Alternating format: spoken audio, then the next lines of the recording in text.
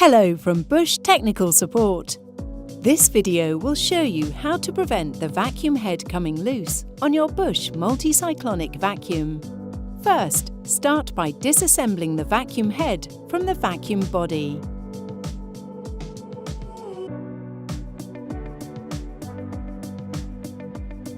Match the fittings on the locking collar with the corresponding holes on the vacuum head. Then begin reassembling by attaching the tube to the vacuum head, followed by attaching the locking collar.